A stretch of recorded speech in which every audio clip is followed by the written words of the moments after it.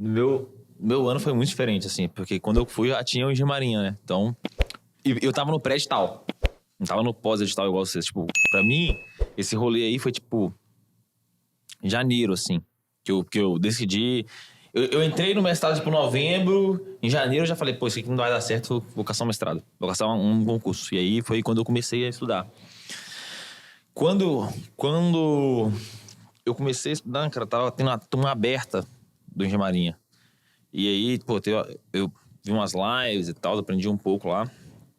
Mas eu tava muito quebrado de grana. Tipo, muito quebrado. Eu vou explicar minha situação financeira pra vocês agora, nessa época. Vou ser breve, mas vou explicar. Eu tinha acabado de mudar da minha cidade, no interior de Minas Gerais, pro interior de São Paulo. A distância da minha cidade até São Paulo era 1.000 e poucos km de distância. Uhum. E aí, tipo, eu mudei eu e a Nayara, né, que é minha noiva. Pra gente mudar, a gente teve que alugar um carro, né? Porque mulher não tem uma mala, mulher tem muitas malas. E eu tinha uma malinha pequenininha pra levar e ela tinha o resto do carro inteiro pra levar. E aí, cara, pra fazer a mudança, sério mesmo, eu gastei tipo uma grana assim. Só pra mudar foi tipo, sei lá, de aluguel de carro, mais gasolina, das diárias do carro, assim, eu paguei tipo, sei lá, uns 5 mil reais. Caraca. Aí mais hotel lá pra ficar até encontrar uma casa e etc, né? Porque eu tive que mudar, chegar lá, me situar na cidade, encontrar um lugar pra morar, foi tipo mais uns 2 mil reais. Aí pra comprar uns móveis assim, usado e tal, mais uns 6 mil reais. E lá não dá pra viver sem ar-condicionado, cara. Ar-condicionado lá não é luxo, ar-condicionado lá é necessidade. Todas as casas têm ar-condicionado, cara. Da casa mais humilde, a diferença da casa humilde pra casa rica é que a casa rica tem ar-condicionado até do lado de fora. Não tô zoando, o meu professor, ele tinha ar-condicionado na varanda da casa dele. A varanda da casa dele fechava com o vidro todo assim e ar-condicionado ligado lá. E a casa mais humilde ela vai ter tipo um ar-condicionado, que é pra você tipo, viver em um ambiente tranquilo assim. Sobreviver. Cara, sério, tipo, você soa dentro de casa, assim, ó. Você vai... Eu saí da minha casa, meu apartamento era muito pequenininho, tipo, eu tinha 30 metros quadrados, assim. Tipo, era um quarto, uma sala com a cozinha conjugada, assim, muito pequeno. Se eu ia pegar um café na cozinha, assim, um suco, porque o quarto era gelado, então dava pra beber café. Se eu ia, assim, no tempo de eu ir e voltar, tá tudo suado já, cara. Era muito, muito quente. Aquela cidade é um inferno na terra, velho. E aí, beleza, eu tava quebradão de grana. Porque eu já era pobre, né? Então eu gastei a grana pra mudar ainda, eu tava muito quebrado. E aí pensa, ganhando R$1.500 pra 2 pessoas, que na época não trabalhava na época, tinha acabado de mudar e tal. Pô, tava, enfim. Dá pra entender que a situação financeira era 2020 ainda. Tentem imaginar aí quem tiver em casa, viver com R$1.500 com 2 pessoas numa cidade que você não tem ninguém, você vai pagar aluguel, vai comprar tudo ainda. Cara, R$1.500 parando pra pensar bem hoje em dia, acho que nem pagam as compras do supermercado pra 2 pessoas direito, velho. Não paga, cara, é verdade. E tinha que pagar aluguel ainda, internet, energia que ficava cara porque tinha que ter ar-condicionado. Você não vive sem ar-condicionado. Tipo, os primeiros dias, pra você ter ideia, que a gente não tinha ar-condicionado, porque não tinha instalado, a Nayara dormiu no chão. Tinha cama, ela dormiu no chão porque o chão era mais gelado que a cama. Caraca, cara. Ela não aguentava dormir na cama. Tipo, mano, é muito, muito quente. Ilha Solteira é uma cidade muito quente. Beleza.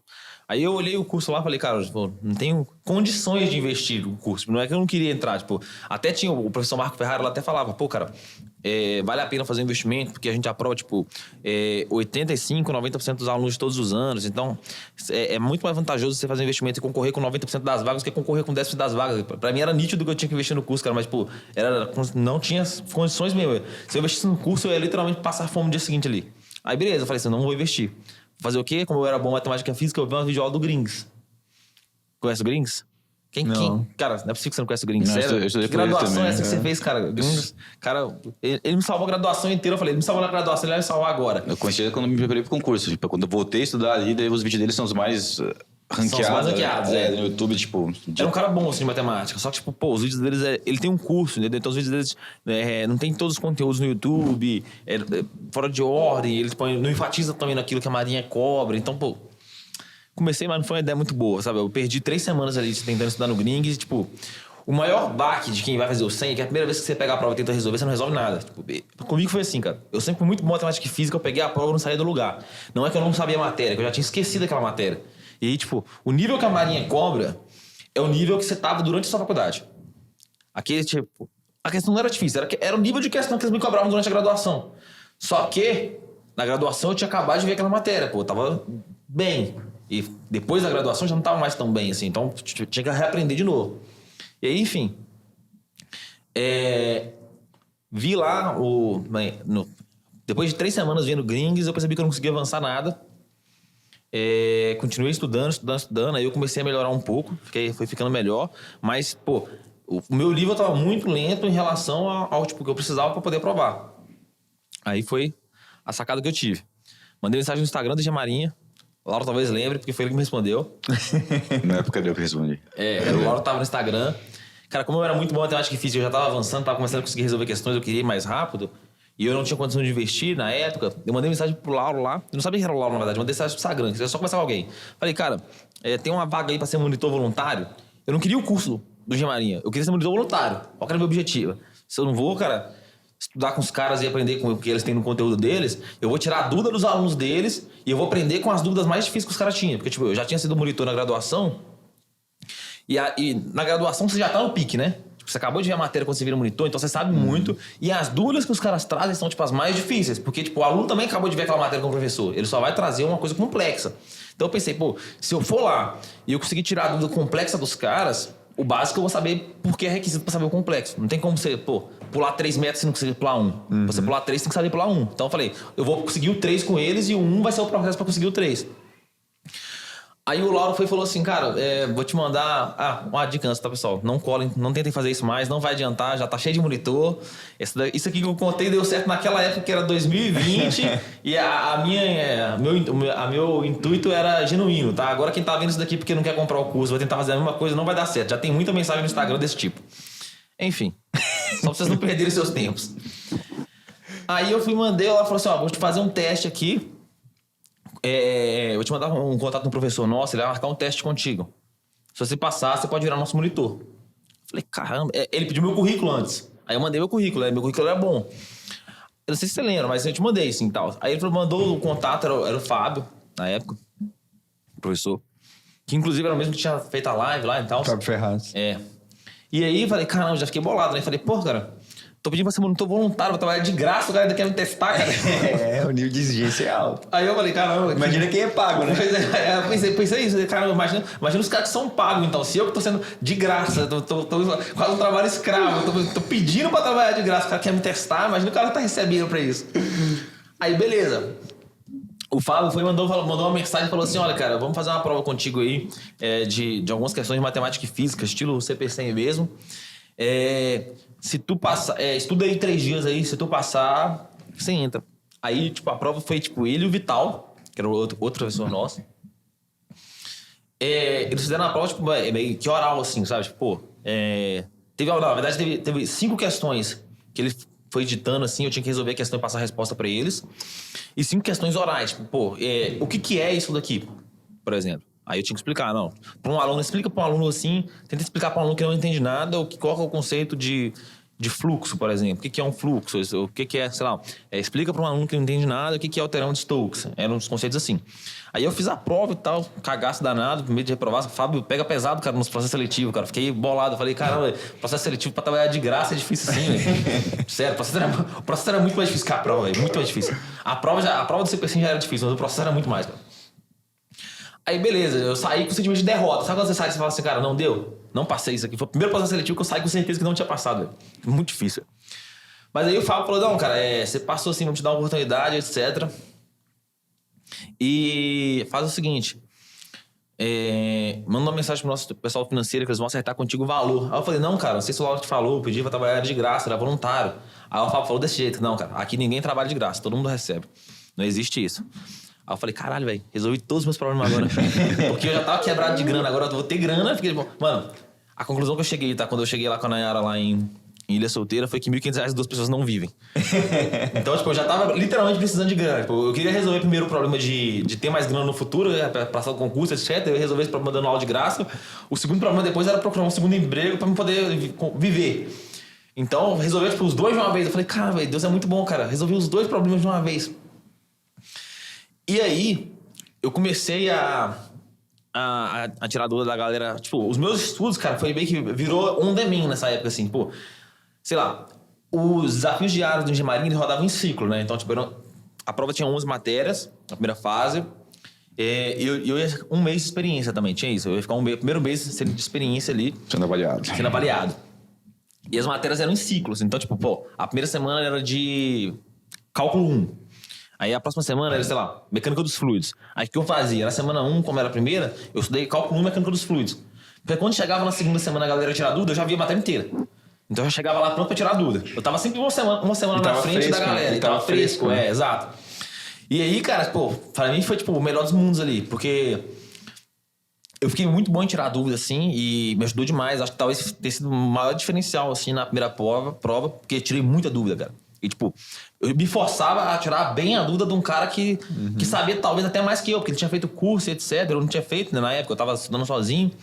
E às vezes, se o cara que fez o curso não entendeu o conceito, eu tinha que explicar de um jeito inovador ali pra ele entender e tal. Então, isso me ajudava muito, porque pra explicar, você aprende muito mais, no fim das contas. E aí veio a bola de ouro, assim, que resolveu o terceiro problema total. Porque qual era o meu objetivo? Pô, agora que eu tô recebendo, eu tava vendo com 1.500. Eu tinha feito as contas na era. No final do primeiro mês, assim, tipo, a gente ficou com menos 300 na conta. Literalmente. E aí, pô, começamos a receber. Então já sobrava uma grana já. Eu não recebi 300 reais, eu recebi muito mais de 300 reais. Então já sobrava uma grana na conta. Essa grana, qual era o meu objetivo? Vou juntar ela aqui, daqui a pouco eu compro o curso. Só que muitas das dúvidas dos alunos era tipo assim, olha, não entendi o que o professor fez na aula tal. Como que eu vou tirar a dúvida dele se eu não fiz a aula tal? Aí com o tempo ela falou assim, não, vou te dar o acesso do curso. Aí resolveu, cara, o último problema que eu tinha. Aí foi assim, foi o melhor. Aí eu até falei com ele, não, cara, pode me dar de... Aí ele perguntou, qual que é a sua engenharia? Eu ia prestar para eletrônica. Falei, não, minha engenharia é elétrica, mas libera para mim de eletrônica, eu quero prestar para eletrônica. Pode me colocar nos grupos também de eletrônica, de elétrica e de telecomunicações, que eu tiro a dúvida lá de graça também. Não precisa mudar nada no salário nem nada, porque vai ser bom para mim também, etc. E eu sou bom nessas áreas. Gostava muito de telecom, porque minha graduação foi meio voltada para telecom, mas eu fiz engenharia elétrica e prestava para eletrônica. Caraca, o cara é um eu tava virando polivalente, velho. Nas engenharias. E aí foi isso, cara. Aí, tipo, comecei a... Aí, cara, na hora que liberou o preparatório pra mim, cara, aí adeus gringos. Os gringos nunca mais me viu, cara. Esquece. Eu comecei a seguir o preparatório na risca ali, literalmente. E era... Eu posso falar, cara, eu estudei por fora e estudei por dentro. É literalmente... Como aluno, eu posso falar com tranquilidade, cara. É outro nível de estrutura, assim. Tipo, dentro da prova lá, dentro do preparatório, tinha o que você tinha que estudar por dia, cara. Tipo, pra mim, isso daí, por... Nos ciclos de estudo tinha lá, cara, o dia 1 você vai ver dessa aula até tal aula, dia 2 você vai ver dessa aula até tal aula, dia 3 dessa aula até tal aula. Depois de cada aula tinha uma lista de exercícios pra você resolver e já reforçar. Tipo, eu não tinha isso. Porque eu tava vendo as aulas do Grings e eu tinha só as aulas do Grings pra ver. Eu não tinha, tipo, um exercício pra fixar. Eu acho que isso daí, tipo, travava a meu aprendizado. Lá no preparatório, não. Então, eu fazia a aula depois, e as aulas, tipo, eram muito bem explicadas, professor. Esqueci o nome dele agora, velho. Luan. Eu ia falar Lucas, eu não me conheço, Luan. As aulas dele, tipo, muito, muito boas, assim, tipo, a aula era dinâmica, explicava bem o conteúdo, e no final tinha um exercício ainda, ele sempre corrigia o exercício, então era lindo do lindo, assim, cara. Lindo do lindo. E aí ficou muito mais fácil, cara. Chegou, tipo, o primeiro mês foi surrado pra tirar dúvidas das galeras, porque eram dúvidas difíceis pra caramba, eu ainda não tinha acesso ao curso, mas aí, tipo, depois que o Laura me liberou acesso ao curso, eu comecei a maratonar as aulas, tudo, aí, tipo, eu já não tava fazendo mais 2 ciclos por semana, eu fazia 3 ciclos na semana, dava muito assim, pô, comecei a maratonar, aí foi ficando muito fácil. Quando chegou, tipo, no segundo mês eu já não precisava nem ver aula mais, eu tava tirando dúvida com o pé nas costas, foi ficando bem tranquilo. E uma outra coisa que eu fiz, que eu acho que me ajudou muito na aprovação, na época, é que, na época, o preparatório de engenharia de eletrônica, que era o que eu ia prestar, ele estava sendo gravado. Hoje ele já está todo gravado, mas na época ele estava sendo gravado. E como eu tinha muito tempo disponível, porque, cara, mestrado, se você fez uma boa graduação, é férias. Você se fode muito que você tem que trabalhar fim de semana, etc. Mas, pô, é muito mais fácil que a graduação. É muito, muito mais fácil. Mestrado é muito mais fácil. Se você ralar bem não é ralar muito. Tá? Perceba que você pode contratar um pedreiro para construir um muro e ele fica levando tijolo de um lado pro outro o dia todo. Ou ele pode só construir o muro. Ele pode levar o tijolo do lado pro outro o dia todo, ele vai ralar muito, mas não vai ralar bem. Se ele só levanta o muro, ele rala bem, entendeu? É tipo isso, eu posso também falar pra você, ó, troca essa lâmpada aqui. Se você troca aquela, você é bom em trocar a lâmpada, você não trocou a lâmpada certa. Então, eu fazia meu trabalho bem feito, assim, sabe? Eu não era só ágil, sabe? Eu sabia o que eu tinha que fazer. Então, eu terminava rápido o que eu tinha que fazer no mestrado. E eu não era, tipo, proativo também, entendeu? Eu fazia o básico no mestrado. O professor falava assim, Guilherme, tem que levar essa caneca daqui pra cá. Eu não levava daqui pra cá, encher de água e devolvia pra ele. Eu levava a caneca daqui pra cá, tchau. Eu fazia o básico, eu era o cara mais reativo possível. Fazia tudo que era necessário, mas nada além do necessário. Pra sobrar tempo pra estudar pro concurso. E aí, cara, eu fui na biblioteca da Unesp, que tava aberta, aluguei todos os livros que tinha do edital, cara. Todos. E aí, tipo, como eu já tinha matado a primeira fase, eu comecei a ler todos os livros de eletrônica. E aí, cara, eu li livros cara, todos os livros de edital, os livros desse tamanho assim, eletromagnetismo, controle, automação, eletrônica analógica, eletrônica digital, li todos assim. E aí eu fui ficando muito bom em eletrônica. Tipo, muito bom em eletrônica. Eu tava tirando dúvida demais de eletrônica. Eu comecei a ficar bom em tirar dúvida no grupo de eletrônica também. E aí, tipo, pra mim isso daí talvez tenha sido o meu maior diferencial. Porque a prova de eletrônica é muito difícil. Tipo, muito difícil. Eu lembro exatamente quando eu percebi que... O momento que eu percebi que a prova era muito difícil, não foi a primeira vez que eu vi ela. Porque na primeira vez que eu vi ela, eu não tinha capacidade técnica pra perceber que ela era difícil. Eu era meio ruim em eletrônica na época, então eu falava... Eu gostava, mas era ruim. Sabe quando você gosta, mas você é ruim? É tipo bola. Você pode gostar e ser ruim. Tem muito cara na seleção que gosta de bola, mas é meio ruim. Em eletrônica, na época, eu gostava, mas eu era ruim. E eu via a prova assim, eu não conseguia saber o nível de dificuldade. Só que quando eu comecei a ler o livro, eu peguei o livro mais difícil de eletrônica analógica pra ler, que é o livro do Cedra. E aí, velho, chegou no final do segundo capítulo, tinha uma parte... O segundo capítulo era o capítulo de amplificadores operacionais. No final dele tinha, tipo, tópicos extras. Aí eu peguei os tópicos extras e falei assim, vou ler só pro hobby, tenho tempo, né? Eu tô no prédio tal, estou com tempo, vou ler pra ver de qual que é. Aí tinha um negócio lá, cara, eu falei assim, isso aqui nunca vai cair na prova, cara. Isso aqui tá muito difícil pra cair na prova. Isso aqui tá longe demais da faculdade, isso aqui é coisa de pós-graduação, não vai cair na prova nunca. Quando eu abri a prova do CP100, qual que era a primeira questão que tinha lá? O conceito do capítulos extras do Cedra. Aí eu falei, cara, a prova do CP100 é muito difícil de eletrônica, velho. Aí eu fui e terminei de ler tudo, assim. Foi, tipo, talvez o meu diferencial na época. Porque o que eu ganhei? Como tava sendo construído o preparatório de eletrônica, hoje já tem todo, né? Mas na época estava sendo construído. A galera, eles não tinham a opção de terminar uma matéria toda de eletrônica, adiantar ela como eu adiantei. Eu adiantei ela muito, aí eu fui ficando muito bom, muito mais rápido, entendeu? Basicamente, acho que minha preparação se baseou aí. De resto, eu segui todo o padrão do finado Engenharia Marinha, atual concurseiro de aluno.